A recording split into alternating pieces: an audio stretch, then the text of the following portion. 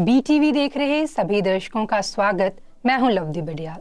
Bulletin की शुरुआत करते हैं हेडलाइंस के साथ। प्रधानमंत्री नरेंद्र मोदी ने देश की पहली रैपिड ट्रेन नमो भारत को दिखाई हरी झंडी। पीएम मोदी ने फिलिस्तीन के राष्ट्रपति महमूद अब्बास से की बातचीत।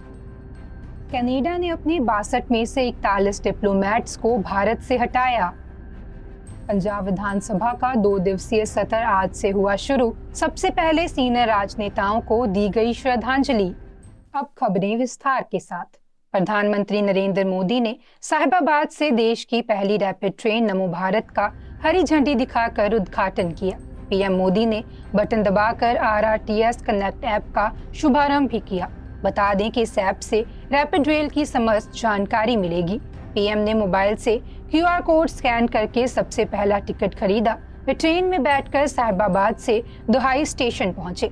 इस दौरान पीएम ने कुल 34 किलोमीटर का सफर तय किया। गौरतलब है कि 21 अक्टूबर से इसमें आम लोग भी सफर करने लगेंगे। प्रधानमंत्री नरेंद्र मोदी ने 19 अक्टूबर गुरुवार को फिलिस्तीन के राष्ट्रपति महमूद अब्बास से बातचीत की है। इस दौरान पीएम ने गाजा के अल अहली अस्पताल में नागरिकों की मौत पर भी संवेदना व्यक्त की है।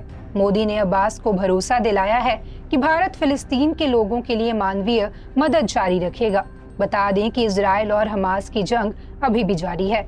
न्यूयॉर्क टाइम्स ने हमास के कब्जे वाले गाजा के हेल्थ डिपार्टमेंट के हवाले से बताया है कि गाजा में अब तक कुल 3785 लोग मारे गए हैं।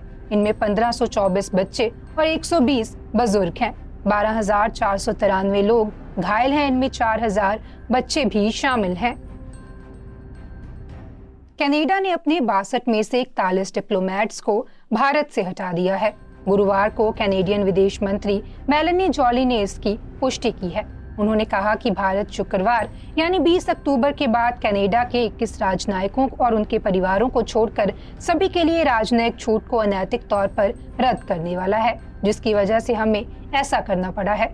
जॉली ने कहा कि सभी कैनेडियन डिप्लोमेट्स और उनके परिवार सुरक्षित हैं और वो भारत से निकल चुके हैं। इस तरह के राजनयिकों की डिप्लोमेटिक इम्यूनिटी खत्म करना अंतर्राष्ट्रीय कानून के खिलाफ है। मामले को और ना बिगाड़ने के लिए कनाडा ने फैसला लिया है कि वो कोई जवाबी कार्रवाई नहीं करेगा। दिल्ली हाई कोर्ट आज आम आदमी पार्टी नेता और राज्यसभा सांसद संजय सिंह की जमानत याचिका पर फैसला सुना सकता है। दिल्ली शराब नीति केस में कोर्ट ने एक दिन पहले संजय की रिमांड और गिरफ्तारी को चुनौती देने वाली याचिका पर सुनवाई की थी। जस्टिस स्वर्णकांत शर्मा की बेंच ने मामले में दोनों पक्षों की दलीलें सुनने के बाद अपना फैसला सुरक्षित रख लिया था। इससे पहले 17 अक्टूबर को हाई कोर्ट में सुनवाई हुई थी। उसमें आप नेता ने कोर्ट से कहा था कि ईडी ने मामले में मुझे एक भी बार समन जारी नहीं किया था। गौरतलब है कि ईडी ने दिल्ली शराब नीति मामले से जुड़े मनी लॉन्ड्रिंग केस में 4 अक्टूबर को करीब 10 घंटे की छापेमारी के बाद संजय सिंह को गिरफ्तार किया था। 5 अक्टूबर को उन्हें राउज एवेन्यू कोर्ट में पेश किया गया था, जहां से कोर्ट ने उन्हें 10 अक्टूबर तक की रिमांड पर भेज दिया था। बाद में 3 दिन तक रिमांड और बढ़ा दी गई थी। राजस्थान में विधानसभा चुनाव के लिए कांग्रेस के लिए कैंपेन करने के लिए आज प्रियंका गांधी राजस्थान दौरे पर हैं। प्रियंका गांधी दौसा जिले की सिकराय में सभा को संबोधित करेंगी। दरअसल कांग्रेस 13 जिलों में ईस्टर्न राजस्थान कैनाल प्रोजेक्ट को लेकर यात्रा निकाल रही है। इसी यात्रा के तहत कांग्रेस की राष्ट्रीय महासचिव प्रियंका गांधी शुक्रवार को यहां आ रही हैं। दौसा जिला भी ERCP प्रोजेक्ट के दायरे में आता है। दौसा में ही रही इस सभा में मुख्यमंत्री अशोक गहलोत, कांग्रेस प्रदेश प्रभारी सुखजिंदर सिंह रंधावा, PCC अध्यक्ष गोविंद सिंह डोटासरा, पूर्व उप मुख्यमंत्री सचिन पायलट और अमृता धवन समेत कई नेता शामिल होंगे। बता दें कि इससे पहले प्रियंका गांधी 10 सितंबर को टोंक के निवाई में आ चुकी हैं। पंजाब विधानसभा का 2 दिवसीय सत्र आज से शुरू हो गया है। सत्र की कार्यवाही पंजाब विधानसभा में मृतक सीनियर राजनेताओं को श्रद्धांजलि देकर शुरू की गई। भारत की सरहद पर जम्मू कश्मीर के हादसे में गोली का शिकार हुए अग्निवीर अमृतपाल सिंह को शहीद घोषित कर श्रद्धांजलि दी गई। वहीं विभिन्न राज्यों में सेवाएं निभाते हुए शहीद हुए सैनिकों को भी श्रद्धांजलि दी गई। श्रद्धांजलि देने और मौन धारण करने के बाद 12:30 तक सेशन को मुलतवी कर दिया गया। बता दें कि विधानसभा का ये 2 दिवसीय सत्र बजट सत्र का ही हिस्सा है। जिसमें 3 संशोधन बिल पास करने की तैयारी चल रही है। इसमें सबसे पहले Punjab fiscal responsibility and budget management संशोधन बिल, Punjab goods and service tax amendment bill और Indian stamp Punjab amendment bill को पास करने की तैयारी चल रही है। इस पर राज्यपाल बनवारी लाल पुरोहित ने राज्य की आम आदमी पार्टी सरकार पर ऐतराज भी जताया है। गौरतलब है कि आज का सत्र हंगामे वाला रहने का अनुमान जताया जा रहा है, क्योंकि विपक्षी दल कांग्रेस और अकाली दल पहले ही सतलुज यमुना लिंक नहर, नशा और गवर्नर बनवारी लाल पुरोहित की तरफ से उठाए गए ऋण के मुद्दे पर सरकार को घेरने की रणनीति बना चुके हैं। वहीं गवर्नर बनवारी लाल पुरोहित पहले इस सत्र को अवैध घोषित कर चुके हैं। हिमाचल के बॉयकॉट के बाद प्रदेश के मुख्यमंत्री सुखविंदर सिंह सुक्खू ने आज चंडीगढ़ पंजाब के टैक्सी, टेम्पो व बस ऑपरेटर्स को मीटिंग के लिए शिमला बुलाया है। इससे ऑपरेटर बाहरी राज्यों के ऑल इंडिया परमिट वाले वाहनों पर लगाए टैक्स को हटाने की मांग करेंगे। संभव है कि 3 महीने से चला आ रहा टैक्स विवाद आज शांत हो जाएगा। दरअसल हिमाचल सरकार ने अपनी कमाई बढ़ाने के मकसद से बाहरी राज्यों की टैक्सी, टेम्पो व बसों पर 3000 से 6000 रुपए तक रोजाना के हिसाब से टैक्स लगाया था। इसके बाद गुजरात, राजस्थान, मध्य प्रदेश, महाराष्ट्र, पश्चिम बंगाल के ट्रैवल एजेंटों ने हिमाचल के लिए टूरिस्ट भेजने बंद कर दिए और जम्मू कश्मीर व उत्तराखंड के लिए टूरिस्ट भेजे जा रहे हैं। और पड़ोसी राज्य पंजाब और चंडीगढ़ के टैक्सी, टेम्पो व बस ऑपरेटर भी हिमाचल का बहिष्कार कर चुके हैं। इन्होंने 15 अक्टूबर से बॉर्डर पर हिमाचल का गाड़ियों रोकने की भी चेतावनी दी थी। हालांकि बीते 13 अक्टूबर को एचआरटीसी के निदेशक मंडल में 23 अक्टूबर तक इनकी मांग पूरी करने का भरोसा दिया गया था, जिसके बाद बॉर्डर पर गाड़ियां रोकने के निर्णय को स्थगित कर दिया गया था। बता दें कि पिछले कल शिमला के होटल कारोबारी भी बाहरी राज्यों की गाड़ियों पर टैक्स हटाने की मांग को लेकर मुख्यमंत्री सुक्खू से मिले थे।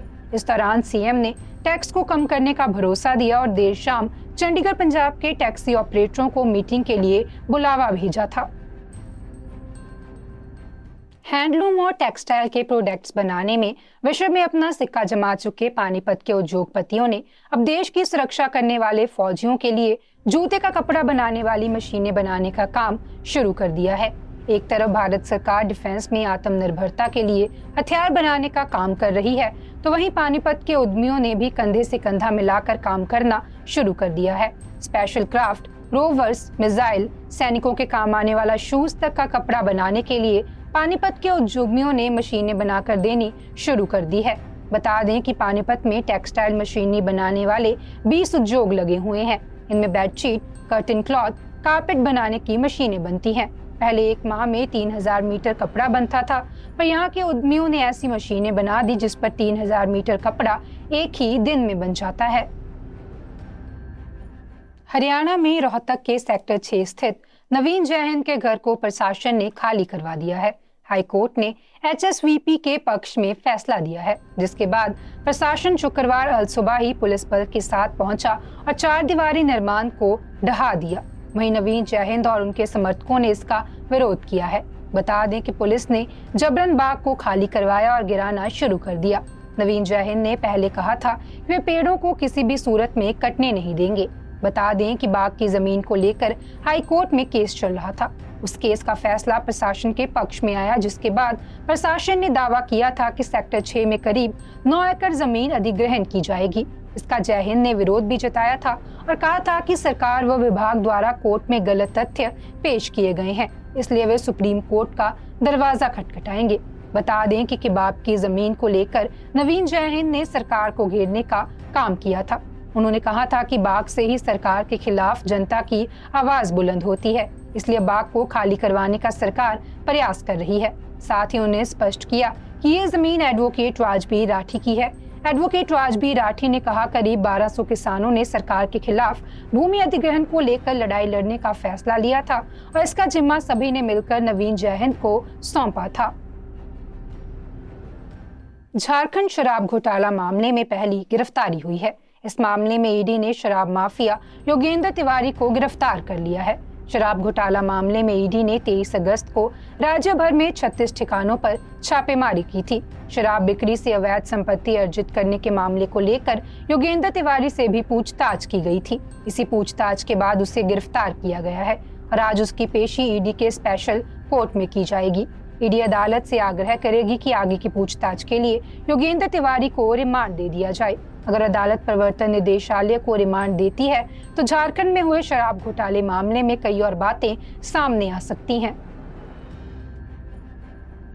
तमिलनाडु की राजधानी चेन्नई की बात करें तो मॉनसून यहां बाढ़ लाता है तो गर्मी बूंद बूंद पानी को तरसा देती है। ऐसे में भविष्य में हालात और ना बिगड़े इसलिए चेन्नई को नहरों का शहर बनाया जा रहा है। प्राचीन समय में चेन्नई में 53 किलोमीटर लंबी 33 नहरें थी जो अतिक्रमण के चलते धीरे धीरे खत्म हो गई। ग्रेटर चेन्नई कॉरपोरेशन के कमिश्नर जे राधाकृष्णन के मुताबिक नया प्रोजेक्ट रेस्टोरेशन का है। इन 33 में से 21 सूक्ष्म नहरों को दोबारा नए सिरे से बनाया जा रहा है। ये 10 मीटर से ज्यादा चौड़ी होंगी। काम जनवरी से शुरू होगा जिसकी शुरुआत में 86.4 करोड़ रुपए खर्च किए जाएंगे। नहरों से न केवल बाढ़ का पानी निकल सकेगा बल्कि साल भर इसमें पानी रहने से भूमिगत जल स्तर भी बढ़ेगा। आगे इन्हीं नहरों को जोड़ने की योजना है, इन्हीं से जल मार्ग बनेगा। बता दें कि अगर नहरें शुरू हो गई तो चेन्नई इटली के वेनिस जैसा नजर आने लगेगा। आज के बुलेटिन में फिलहाल इतना ही। आप देखते रहें BTV, be positive, be yourself.